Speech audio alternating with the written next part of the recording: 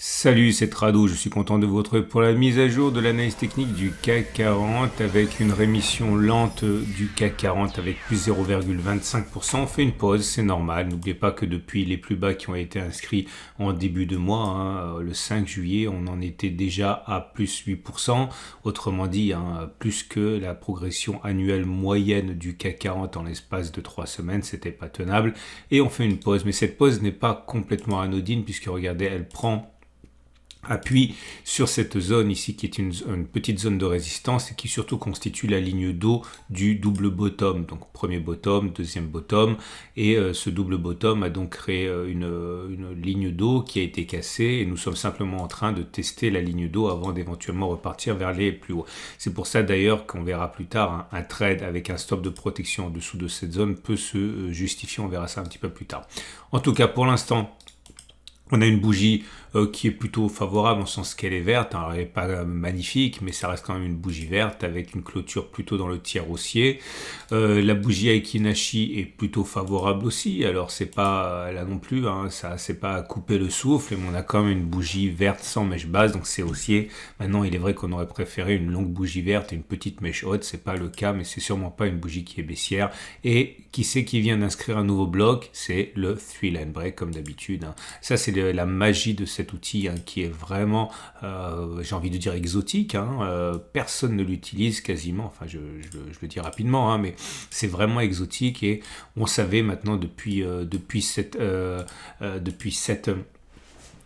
ce bloc-là, qu'il était plus probable d'avoir un deuxième bloc vert plutôt que bloc rouge, et puis là, pareil, un troisième. Alors, qu'est-ce qui se passe après le troisième bloc vert?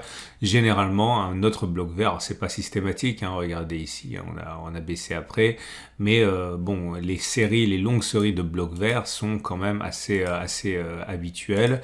On remarque également que nous avons au niveau des chandeliers japonais une moyenne mobile à 7 jours et une moyenne mobile à 20 jours qui sont clairement croissantes à présent. Autrement dit, la tendance immédiate est haussière, la tendance générale est baissière également.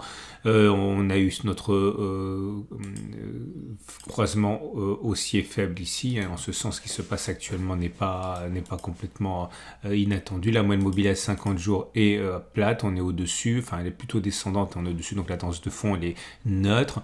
Par contre, la moyenne mobile à 200 jours indique que pour l'instant, ça reste une tendance de long terme qui est baissière. Donc attention, jusqu'à présent, tout pourrait s'arrêter n'importe quand avec un simple rebond technique au compteur, comme on l'a déjà mentionné dans les précédentes vidéos.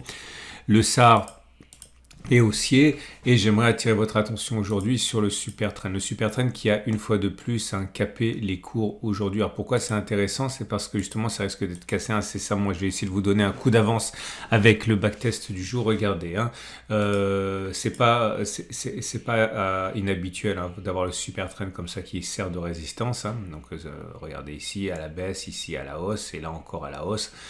Et l'idée c'est que on va regarder l'efficacité sur le CAC 40 en données journalières d'une stratégie qui consisterait, alors c'est la stratégie la plus basique qui existe pour le super trend, c'est pas ma préférée, vous le savez puisque moi je l'utilise autrement, mais l'idée serait si on casse le super trend à la hausse, et bien de mettre un stop de protection et on sort quand on cassera le super trend à la baisse. Franchement c'est difficile de faire plus simple et regardez un exemple ici. Ok, le super trend était rouge, il était baissier. Il a été franchi sur cette bougie, donc notre stop de protection c'est tout simplement une clôture en dessous du super trend. On est passé en dessous du super trend en clôture ici, donc ce premier trade se termine avec une baisse de 5,36% et donc un échec. Franchement, difficile de faire plus simple. Là, j'ai mis un pouce vers le haut parce que ça termine en positif. Donc, on a cassé ici. On est sorti ici. Bon, c'est vraiment anecdotique. Mais voilà, là, c'est un gain de 0,05%. Il y aura aussi des pertes de 0,01%. Je dis ça pour ceux qui voudraient dire que ça compte pas. Ça compte pas, mais les baisses tout aussi symboliques ont compté. Donc, j'ai tout backtesté. Et j'ai tenu compte de toutes les clôtures, qu'elles soient baissières ou haussières. Donc là, regardez, c'est dommage, on a fait 7%, mais c'est bien sur cette bougie-là qu'on sort, à 0,56%, etc. Donc ici encore également, regardez, là c'est un échec. Alors, simplement pour vous montrer que je ne me suis pas arrangé pour prendre les clôtures qui m'intéressaient. Regardez, là c'est une baisse de 0,05% que j'ai comptabilisé comme un échec. Donc vous voyez, c'est vraiment, j'ai pas fait le tri. Donc J'ai arrêté de mettre les pouces bleus, les pouces rouges et verts, mais je vais vous donner le bilan un petit peu plus tard. Donc j'ai fait 48 occurrences, c'est ça, 26, 48 occurrences, et le bilan, vous voyez, hein, très souvent c'est des gains et des pertes infimes, hein, et occasionnellement, très rarement, ce sont des gains très importants, comme par exemple ici, on était à 4,9%, bah, c'est pas forcément fantastique, mais là vous étiez à 6,9%. J'essaie de vous montrer des gains qui ont été significatifs. Ah oui, le plus significatif, c'était celui-là, je crois. Ok, on est rentré ici et on est sorti à la cassure du super trend là, donc ça fait un gain de 8%, etc. Donc au bout de 48 occurrences, on arrive à la conclusion suivante. Ça ne fonctionne pas très bien, en ce sens que sur 48 occurrences, il y a 26 échecs et 22 succès, 26 échecs, autrement dit 46% de succès et 54% d'échecs. Mais ce qui est intéressant, c'est qu'on gagne plus quand on gagne que l'on ne perd quand on a tort. Clairement, la baisse, le gain moyen est de 3,97%. Et la baisse moyenne est de la perte moyenne est de 2,84%. Autrement dit, on a un rapport de 1,37. Les gains rapportent 1,37 fois plus que les baisses. Ou encore, si vous préférez, en faisant simple et en schématisant et en prenant une base 100, sur 100 trades, on aurait gagné 46 fois 1,37 et on aurait perdu 54 fois 1,00, ou si vous préférez on aurait gagné 46 fois 137 euros, on aurait perdu 54 fois 100 euros, ce qui nous donne bien tout simplement un chiffre positif, ça nous donne 9, autrement dit, contre toute attente, ce système super basique est rentable. Alors attention, 48 occurrences c'est très largement insuffisant pour tirer des conclusions définitives, mais en tout cas il semblerait bien après 48 occurrences qu'on a quand même un léger avantage sur le marché en utilisant cette technique. Tout en gardant bien à l'esprit que l'on se trompera plus souvent que l'on aura raison. Mais le gain vient du fait que l'on gagne plus d'un tiers en plus, quasiment 40% en plus, quand on a raison que quand on a tort. Hein. Et l'idée, encore une fois, ici, hein, c'est que je vous donne d'un coup d'avance au cas où on clôturerait au-dessus du super trend lundi, ceux qui voudraient acheter en mettant un stop de protection en cas de clôture en dessous du super trend qui aura donc basculé, hein, comme ici, peuvent le faire. Ce qui nous amène pour terminer aux autres éléments techniques, mais rien de neuf, donc je ne vais pas en parler. L'Ishimoku, on continue, on vient de buter sur la SSA. Vous voyez, le premier obstacle, on est dessus, on a échoué. Bon, on verra. Hein. La tendance de fond, on le sait, elle est toujours baissière. La tendance générale et la tendance immédiate sont plus discutées. On va dire que la tendance générale est plutôt neutre parce que on est au-dessus de la Kijun, mais elle n'est pas vraiment haussière. La Tenkan est ascendante, on est au-dessus, donc on va dire que la tendance immédiate est plutôt haussière. Hein. En tout cas, la tendance de fond, on l'a bien compris, elle est baissière.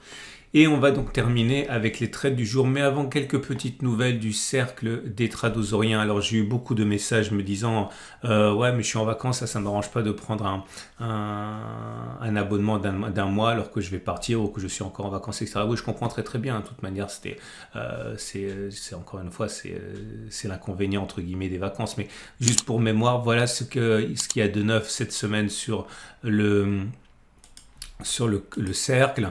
Donc cette semaine, j'ai mis en ligne un webinaire exclusif numéro 3. C'est mes règles sacrées pour gagner avec le RSI et le surachat, parce que la plupart des gens utilisent mal le surachat, enfin la survente du RSI. Donc là, j'ai établi un webinaire pour expliciter mes règles. Il y a également une vidéo exclusive sur la stratégie de l'awesome testée depuis l'origine du CAC 40.